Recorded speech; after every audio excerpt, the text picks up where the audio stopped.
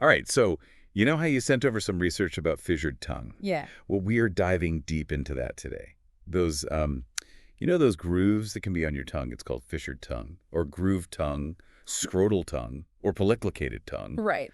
It's surprisingly common. Turns out it affects about 5% of people in the U.S. Yeah, 5% of Americans. More common than you might think. Yeah, way more than I would have expected. So we are going to unpack all of that, everything from what causes it to why some people make interesting comparisons about its appearance. But first, what exactly is it? Well, I mean, it's pretty much what it sounds like. It's characterized by fissures on the surface of the tongue. Okay. And these grooves, they can range from shallow to pretty deep.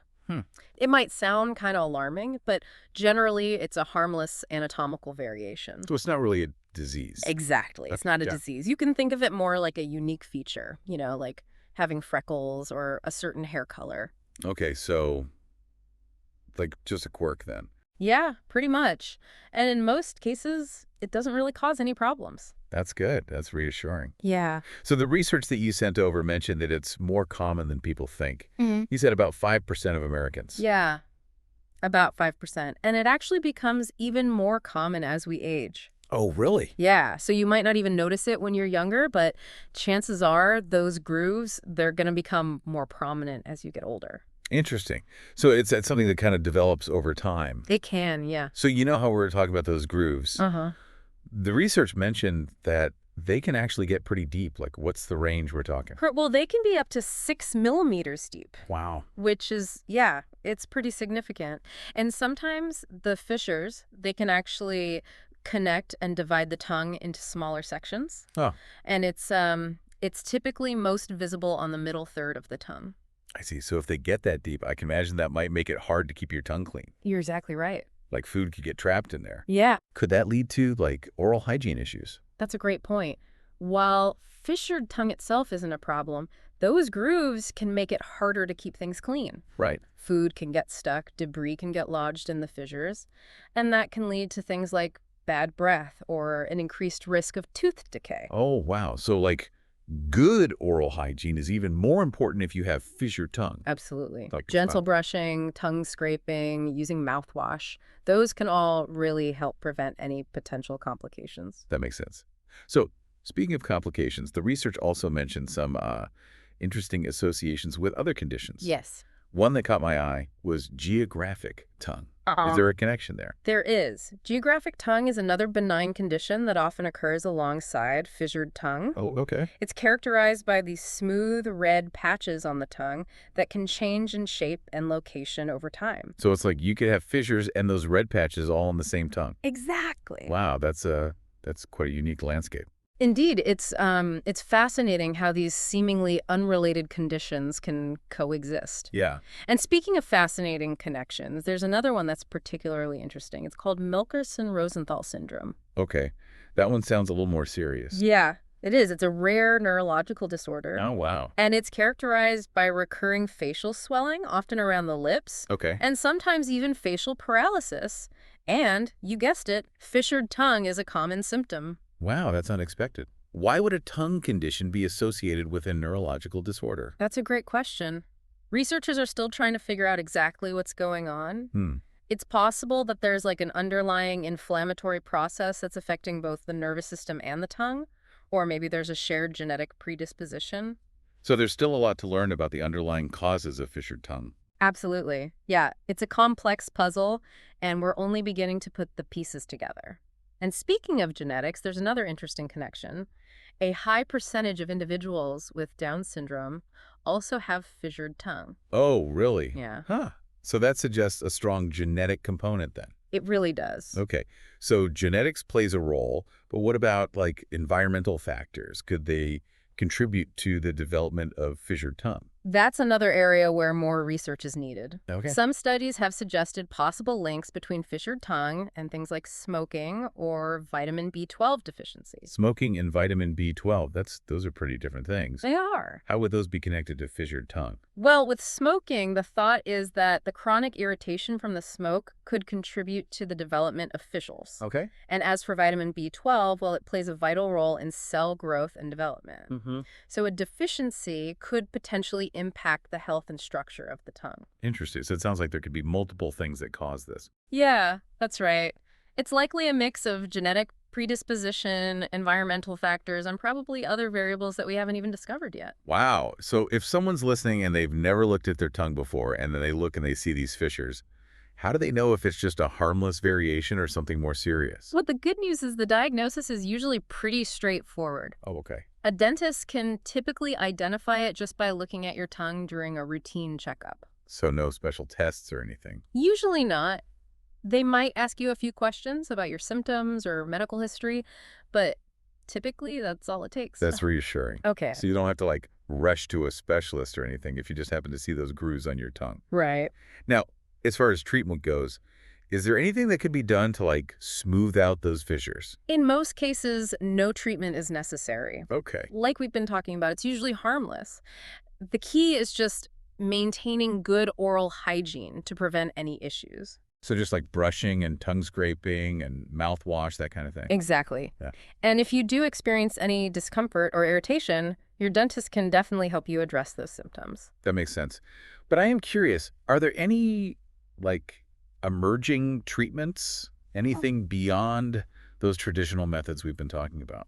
There is some really interesting research being done right now on the use of probiotics, specifically lactobacillus, as a potential treatment for fissured tongue, particularly when it's accompanied by gastrointestinal issues. Lactobacillus. Wait, like the stuff in yogurt? That's the one. Ah. Yeah. It's thought that introducing these good bacteria into the oral microbiome can help reduce inflammation and improve the overall health of the tongue. But I should say that this is still an area of active research, so more studies are needed to confirm how effective it actually is. So yogurt could potentially play a role in managing fissured tongue. It's possible, but for now, good oral hygiene is still the best way to manage it. Okay, so we've been talking a lot about the science-y stuff, but we can't avoid this forever. Let's talk about that nickname. Oh, yeah. You know, scrotal tongue. Where did that even come from? Well, you see, in some cases, the fissures, those deep fissures and wrinkles, they can resemble, well, the texture of a scrotum. Okay. It's not the most elegant analogy. No, it's not. But it does sometimes accurately describe the appearance. I get it. I can kind of see the resemblance, but, you know, I think we'll just stick with fissured tongue. It's definitely more palatable. I agree. Fissured tongue it is. All right, so we've learned quite a bit about fissured tongue. But before we move on to part 2, let's leave you with something to think about. Now that you know about how common this is, and the potential causes, and that interesting appearance, will you be looking at your own tongue a little more closely in the mirror? It's definitely something to consider. You might be surprised by what you find. Welcome back to our deep dive into the world of fissured tongue. Before we left off, we were discussing the potential connection between fissured tongue and certain genetic syndromes. Right, yeah, we were talking about how fissured tongue, especially if it's seen along with other unusual features, can sometimes point to an underlying genetic condition. Okay. You mentioned something called oral facial digital syndrome type I. Yes, OFDS type I. It's a rare genetic disorder. Okay. And as the name suggests, it affects the development of the oral cavity, face, and digits. Digits, meaning. Fingers and toes. Got it. Yeah.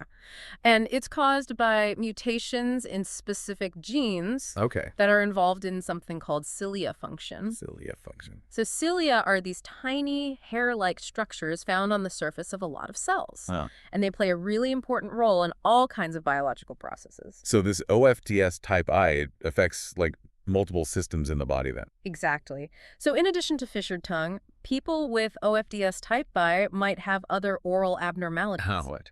Things like a cleft palate Okay. or a high-arched palate. They might also have distinct facial features, like a broad nasal bridge or a small jaw. And, of course, they can have abnormalities of the fingers and toes, like webbing or extra digits. Wow. It's amazing how one little genetic mutation can have such huge effects on development. It really is. It shows how everything in the body is connected. Like in the case of OFDS, these little cilia are involved in so many developmental processes, and when they're not working correctly, it can have, all these widespread effects. So basically, if a doctor sees someone with fissured tongue, and especially if they have some of these other features you mentioned, it might be a good idea to check for a genetic syndrome. Absolutely. It's like putting together pieces of a puzzle. So fissured tongue while often harmless by itself, can sometimes be a clue that points to something else going on.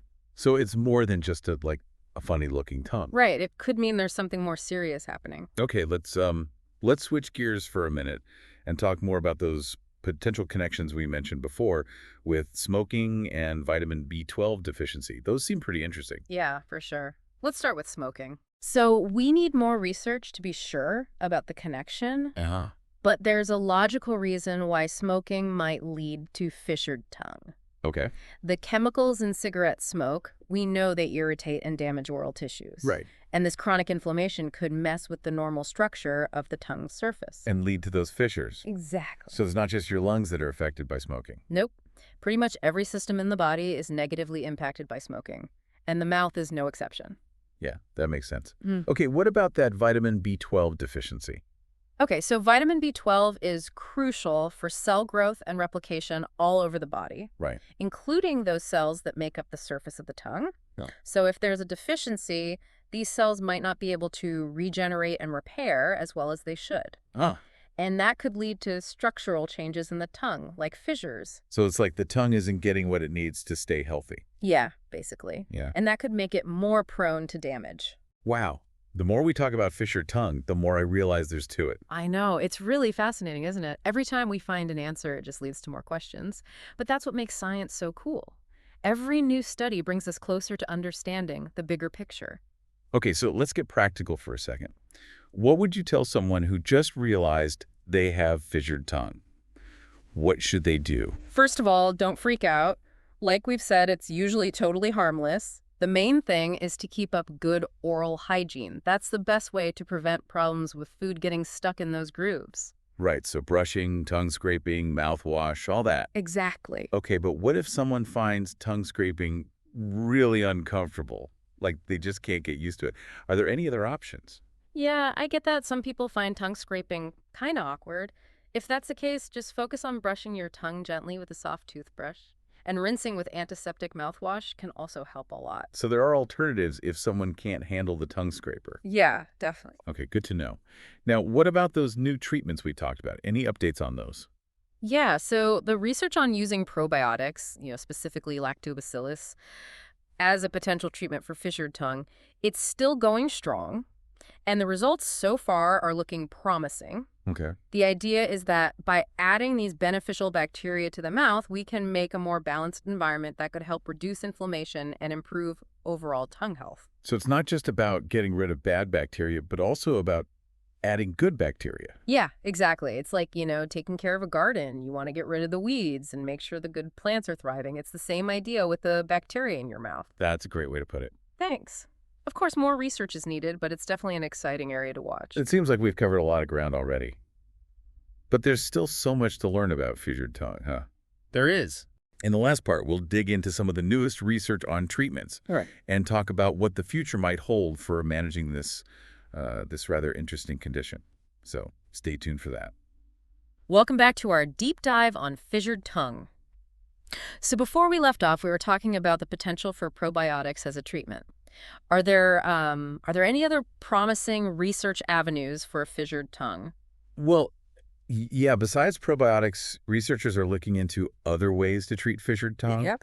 especially in those cases where it's causing discomfort or other complications. Right. And one area of interest is topical corticosteroids.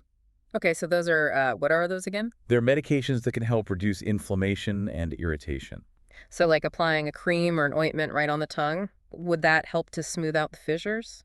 It's not really about smoothing things out. It's more about dealing with the symptoms. Okay. So if someone is feeling discomfort or burning from the inflammation, a topical corticosteroid could give them some relief. Okay. At least temporarily. But, it's important to remember that corticosteroids should only be used with a doctor's supervision. Right, because they can have side effects if you use them for too long, right? Exactly. They're strong medicines, so they need to be used carefully. Got it. Another possible treatment that's being investigated is laser therapy. Laser therapy Uh-huh. for your tongue. What's that like? Yeah, so basically it involves using a special laser to either remove or reshape the tissue in those fissures. It's still a pretty new technique, We need more research to figure out how effective and safe it is over the long term. Right. But it could be a good option for cases where the fissures are really deep or if they're causing a lot of So problems. it's like a high-tech way to smooth out those grooves. I imagine that would have to be done by a specialist, right? Yeah, usually it would be done by a periodontist or an oral surgeon, Okay, not your typical general dentist. got it. So we've got probiotics, topical corticosteroids, and laser therapy as potential treatments that are being researched. Seems like there's a lot going on in this area. Yeah, there's a lot of exciting research happening. It just shows that even though fissured tongue is often not a big deal, there are options for people who are having problems with it. Yeah. It's also really interesting how this thing that seems so simple, those grooves on your tongue, turns out to be so complex. And it's related to so many different aspects of our health. We talked about genetics and environmental factors, even things like neurological connections and gut health. It's a perfect example of how all the systems in our bodies are linked together.